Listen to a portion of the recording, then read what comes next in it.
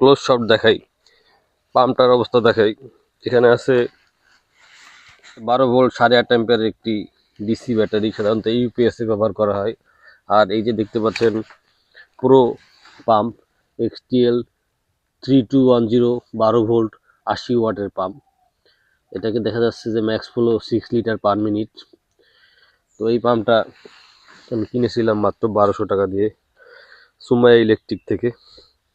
আর এই যে পাম্পের পাম্প গান, এটা চাপ দিলেই মোটর চালু হয়ে যায়। দেখেন, চাপ দিব মোটর চালু হয়ে যাবে, আবার ছেড়ে দিব বন্ধ হয়ে যাবে, চাপ দিব মোটর চালু হয়ে যাবে, ছেড়ে দিব বন্ধ হয়ে যাবে। দারুণ একটা পাম্প।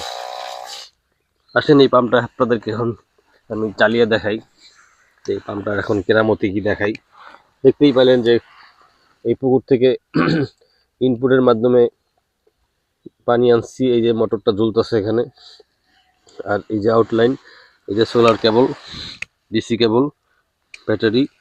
এখন আমি এখানে বসে বসে আরাম করে যতদূর আমার রেঞ্জে কুলায় পানি দিব। এখানে এই লকটা চেপে ধরলে পানি একদম ফিক্সড করতে থাকে। শুধু পানি দেখেন, দেখেন কি আরাম করে পাম্পে পানি দিই। দেখুন কি আরাম করে আমি গাছে পানি দিচ্ছি।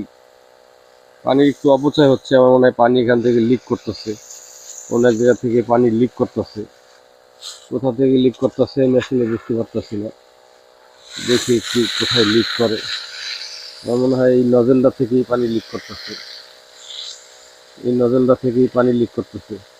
ভালো একটা পানির অপচয় হয়ে যাচ্ছে। এখানে টেপ দিয়ে পানির লিক বন্ধ করতে হবে। যাই হোক, এখন তো আর কিছু করার নাই, কিছু পানি 5% পানি লিক করুক, আমি আমার কাজ চালাই যাই।